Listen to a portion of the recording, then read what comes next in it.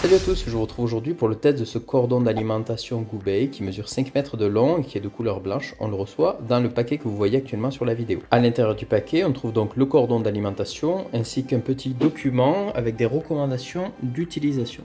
Une étiquette collée sur le câble côté prise nous apprend que ce cordon est fabriqué en Chine. Au niveau des connectiques, ce cordon d'alimentation est compatible avec toutes les prises européennes. En revanche, il n'inclut pas le fil de terre. J'ai acheté ce cordon d'alimentation 8,50 € pour raccorder un transformateur à LED à une prise de courant. Je vais donc devoir faire des modifications au niveau de la connectique en dénudant les deux fils à l'intérieur de la gaine. Voici le transformateur à LED sur lequel je souhaite connecter le cordon d'alimentation Goobay de manière à me prendre ensuite sur la prise murale. Je précise toutefois que ce câble a pour vocation d'être utilisé en l'état avec un appareil électrique classique. D'ailleurs, au niveau de l'ampérage, il accepte une intensité maximum de 2,5 A. Quand on regarde ce câble de plus près, notamment au niveau des connectiques, on se rend compte que celle-ci ne présente pas de défaut apparent. La finition d'ensemble est plutôt bonne. Le gros avantage de ce câble est qu'il est très long. Avant de sectionner la fiche femelle pour les besoins de mon installation, je vais utiliser ce câble Goobay avec un appareil électrique pour montrer qu'il fonctionne sans problème. Je vais donc tester ce câble d'alimentation avec l'enceinte Bose TV Speaker que vous voyez sur la vidéo et qui est actuellement débranchée. Donc la connectique est bien la même.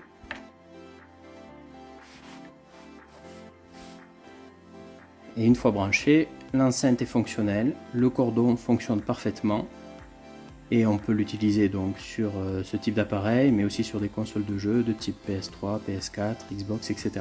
Passons maintenant à la deuxième partie du test. Je vais donc couper la fiche d'alimentation, je vais dénuder les câbles et je vais raccorder le cordon au transformateur à LED.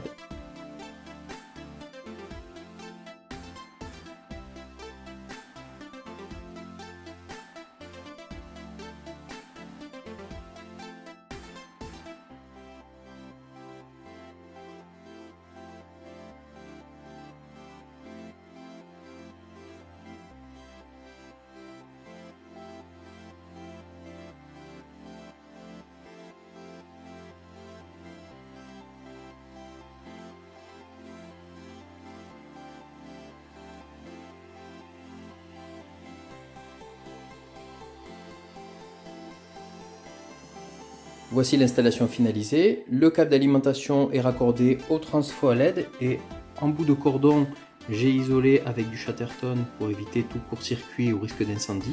Je précise que ce montage se destine à un public averti et qu'il est évidemment impératif de respecter toutes les précautions d'usage en matière de sécurité pour faire ce type d'installation. Dans la plupart des cas, ce câble Goobay viendra se brancher directement derrière un appareil électrique. Je trouvais néanmoins intéressant de montrer un autre type d'utilisation que l'on pouvait faire, surtout lorsqu'on a un transformateur à LED et que l'on n'a pas de câble qui est fourni avec le transfo. Je vais maintenant vérifier que mon montage est fonctionnel et de ce fait que le câble Goobay est en bon état. Pour cela, je vais me brancher sur la multi. Et on voit que le témoin lumineux sur le transfo à LED s'est allumé, ce qui signifie que tout est OK. Pour terminer l'installation, il ne me reste plus qu'à raccorder ce montage au bandeau à LED de mon armoire. Voici l'installation finalisée. J'ai donc deux bandeaux à LED, un à gauche et un à droite de mon armoire. Et en face avant, j'ai deux détecteurs de mouvement. Tout ceci est alimenté par le transfo à LED que vous voyez. Et ce transfo à LED est branché au courant par le câble Goobay que je présente en test.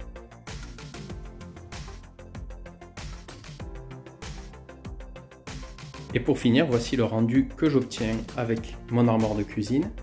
Quand j'ouvre l'une des deux portes, j'ai le bandeau à LED qui s'allume grâce au détecteur de mouvement qui est associé à la porte. Donc ça veut dire que côté gauche, le bandeau est éteint, mais si j'ouvre la porte de gauche, le bandeau s'allume à son tour. Donc voilà l'utilisation que j'ai de ce câble d'alimentation Goobay. Je vous retrouve maintenant pour les points positifs et négatifs de ce produit. Au niveau des points positifs, ce cordon d'alimentation est long, il est vendu à un prix attractif, je rappelle 8,50 € et enfin, il est globalement de bonne qualité. Je n'ai pas trouvé de points négatifs à ce cordon d'alimentation, on pourrait reprocher l'absence de fil de terre, mais dans ce cas, la connectique ne serait pas la même et le câble ne serait plus compatible avec les appareils électroniques de type PS3, PS4 ou encore l'enceinte que j'ai testée dans la vidéo. Ce test est maintenant terminé, j'espère qu'il vous a intéressé. Si c'est le cas, n'hésitez pas à laisser un pouce bleu et à vous vous abonner à la chaîne. Moi, je vous retrouve prochainement pour un autre test. Salut!